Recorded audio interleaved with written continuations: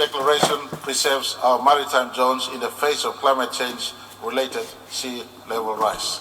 It also upholds the integrity of our long-standing commitment to the United Nations Convention on the Law of the Seas as the global legal framework within which all activities in the oceans and seas must be carried out. We therefore welcome the support of all United Nations member states and the international community to our landmark declaration. My earlier remark on climate change gives us the basis to call for those support and actions. Mr. President, in terms of peace building, my government recognizes the fundamental role the United Nations plays in supporting sustainable development and peace building. It is therefore incumbent on the United Nations to ensure that we continue to adopt the existing multilateral arrangements, including the United Nations Peace Building Architecture, the Security Council, the Peace Building Commissions, and the Secretary General's Action for Peace Initiative and the Peace Building Fund to make them relevant under evolving global circumstances to better foster and sustain global, regional, national peace and security. For us, our continuing engagements with the Peace Building Commission and the Secretary General's Peace Building Fund in recent years, and from which we have been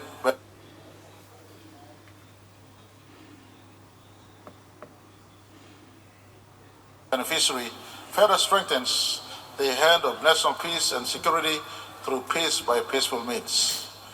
This is especially true on our Bougainville Peace Agreement process for our Bougainville region and in the new initiative on peace building and sustaining peace in our two other provinces in my country.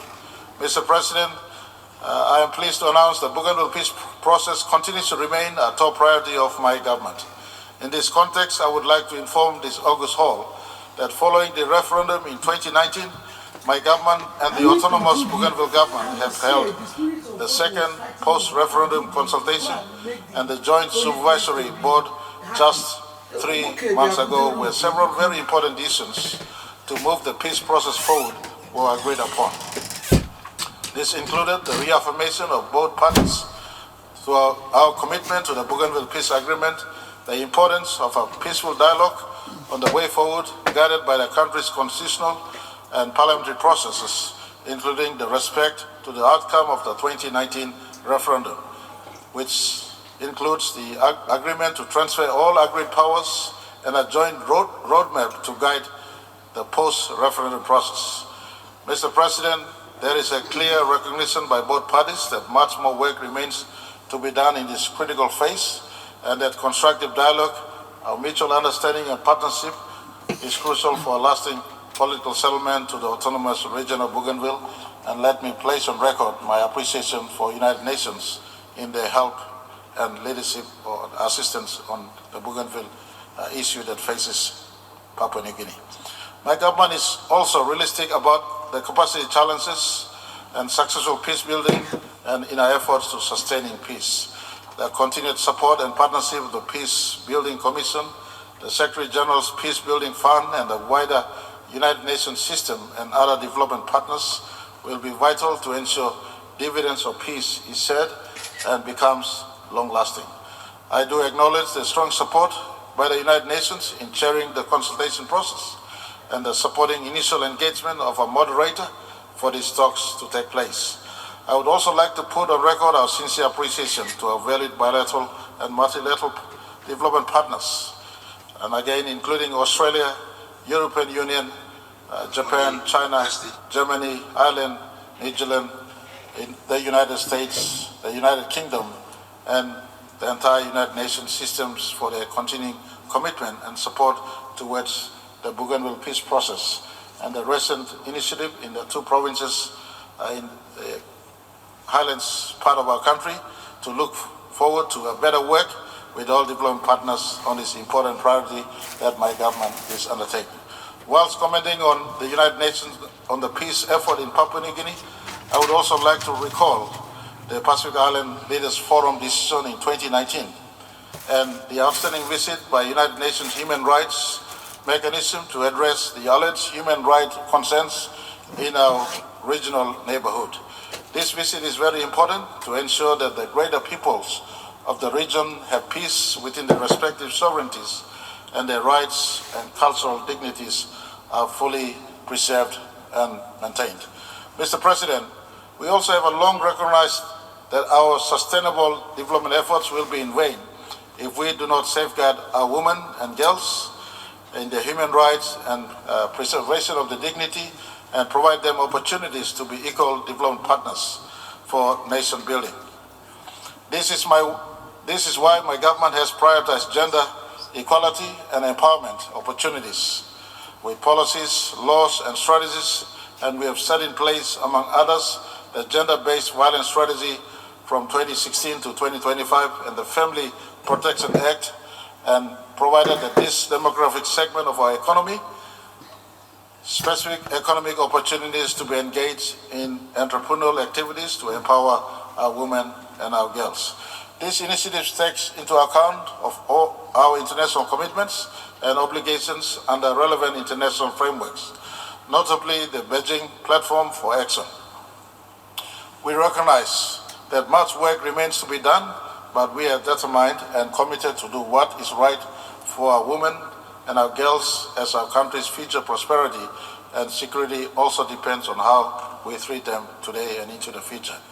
This is clearly demonstrated recently by the groundswell of support to combat and end the scourge of gender-based violence in the country. I am pleased to note that this year, my government, with the support of the parliamentarians to end gender-based violence, established by Partition Special Parliamentary Committee on Gender-Based Violence to inquire into gender-based violence in the country and propose recommendations and measures to combat and end the scourge of gender-based violences. A report of this important work has been tabled in Parliament, and we are working towards implementing it. This will complement the work done under a European Union-led and United Nations supported Spotlight Initiative for Ending Violence Against Women and Children, which was jointly launched when the United Nations Deputy Secretary General, Ms. Amina Mohammed, in March of 2020, visited Port Moresby. I really want to thank Her Excellency for this visit. It was not only a visit to the capital city, but she did step out into rural Papua New Guinea. We are also embarking on the administrative measures for quotas for women representation in our national parliament.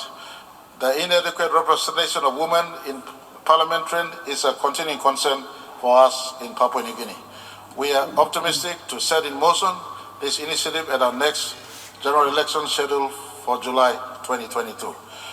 These are but some of the key issues my government is now working in our third cycle universal periodic review report to be presented to the Human Rights Council in November of 2021. Mr. President, before I conclude, I would like to reiterate our call on the General Assembly to do better in delivering on the reforms of the United Nations Security Council. This important organ, entrusted with the international community's peace and security, with its archaic representation and working methods, is in dire need of an overhaul to ensure it meets with today's reality. We are concerned that it has been nearly 12 long years now since the first round of the intergovernmental negotiations for the reforms of the Security Council, and the costs keep on escalating for countries like ours. Despite all the extensive efforts on the 5 agreed elements of the IGN package, it still does not have any formal status to this date.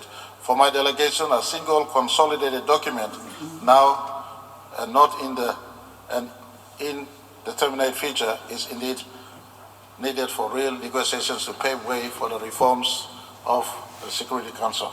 The importance of this cannot be overstated. We reiterate our call on the fundamental point. I also recognize, as I close, the important reality check by the Secretary General Guterres in his call for action on the common agenda. The Secretary General's proposals and recommendations for call for a robust United Nations system, it has our full support. But we cannot progress the common agenda without dealing with the system that will carry it. I thank you, Mr. President, for giving me an opportunity to speak.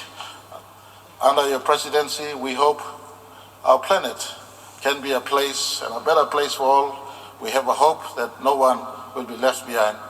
God bless you all. God bless our planet Earth. Thank you very much for the opportunity. On behalf of the General Assembly, I wish to thank the Prime Minister and Minister for Bougainville Affairs of the independent state of Papua New Guinea for the statement just made, and I request protocol to escort His Excellency.